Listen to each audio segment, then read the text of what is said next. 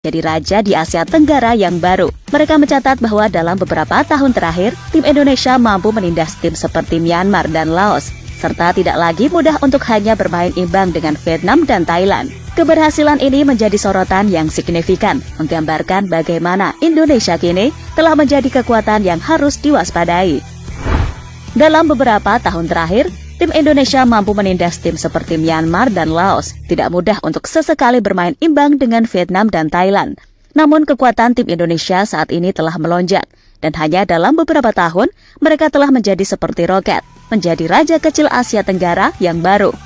Tulis Newspaper 163.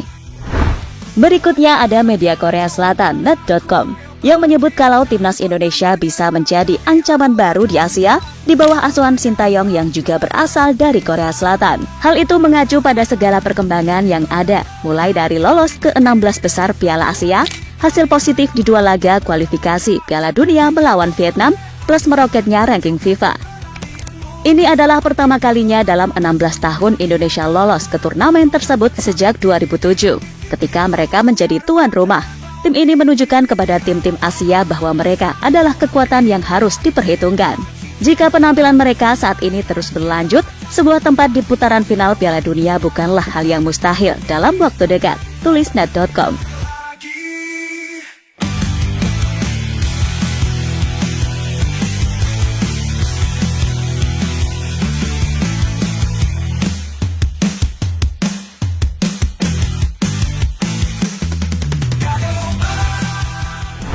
Dan tak mau ketinggalan, calon lawan timnas Indonesia di leg kedua kualifikasi Piala Dunia 2026 Irak juga turut memantau perkembangan timnas Indonesia, terutama dalam hal program naturalisasi pemain. Menurut pelatih mereka, Jesus Casas, kehadiran pemain keturunan Eropa, terutama dari Belanda, dapat memberikan energi tambahan yang signifikan bagi skuad Indonesia memperkuat performa mereka.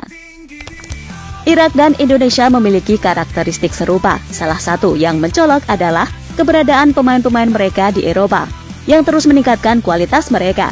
Ini akan membuat pertandingan jauh lebih sulit karena kami akan menghadapi tim yang memiliki banyak pemain dari Belanda. Saya juga mendengar bahwa timnas Indonesia masih mengincar pemain-pemain keturunan di Eredivisie.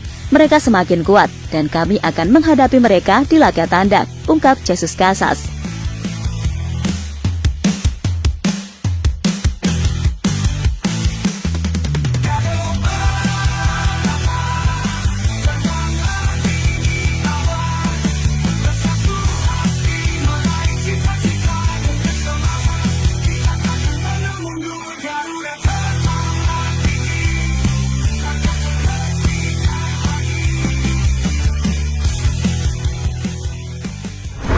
Sementara itu, pendapat dari 3 negara tersebut ternyata sudah lebih dulu diprediksi oleh Jepang, yang diungkapkan oleh penyerang mereka, Ayase Ueda, setelah mengalahkan Indonesia 3-1 di fase grup Piala Asia 2023 kemarin.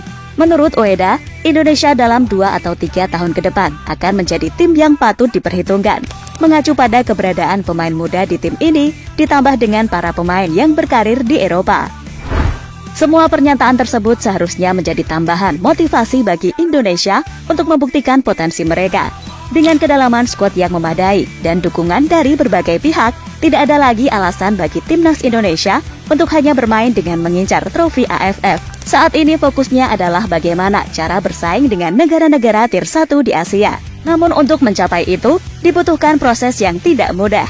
Saat ini dengan skuad yang sebagian besar terdiri dari pemain muda, Indonesia masih berada dalam tahap mengejar level tier 2. Namun dalam 2-3 tahun atau bahkan 5 tahun ke depan, targetnya adalah masuk ke level tier 1, setidaknya dengan kualitas yang diharapkan seperti yang diungkapkan Ueda. Apakah itu bisa tercapai?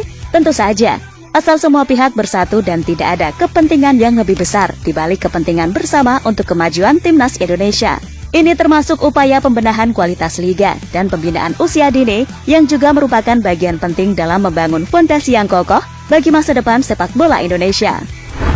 Dan jadi itulah ketika negara-negara kuat Asia mulai waspadai progres timnas Indonesia.